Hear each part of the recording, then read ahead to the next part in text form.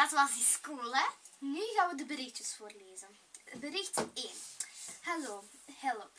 Er is een meisje verliefd op me, maar ik ben niet verliefd op haar. Hoe moet ik het haar zeggen dat ik niet van haar houd?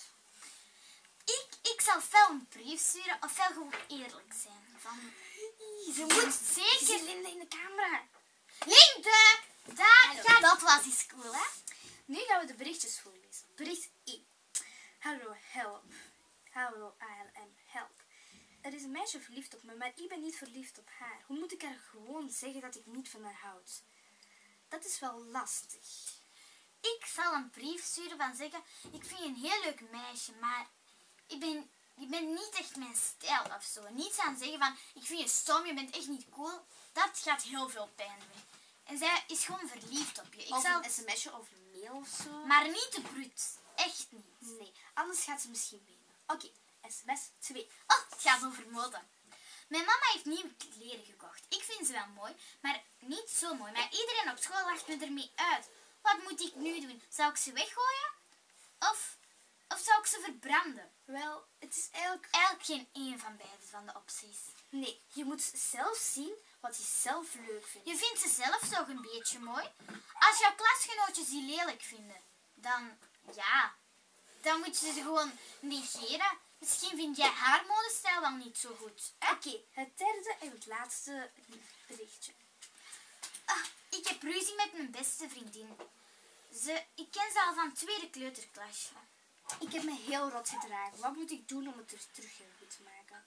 Wel, ik zal het gewoon... Sorry. Oké. Hallo.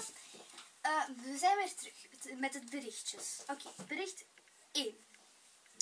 Help, ALM. Er is een meisje verliefd op me. Oké, dit is slecht, sorry. Oké. Ja, we zijn er weer met onze special gast. Welkom hier. Is Marie van der Kloot met haar chihuahua Sarah. Komt u maar zitten, mevrouw. Oké. Vindt u het leuk om te ontwerpen?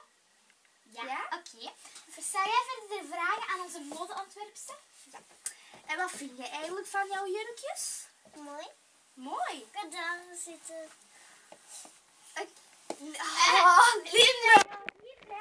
Oké, we zijn met onze Special gast. Hier is Marie van der Kloot met haar chihuahua Sarah. Mag ik uw chihuahua eens vasthouden, mevrouw? Zie, wat schattig. Dat is zacht.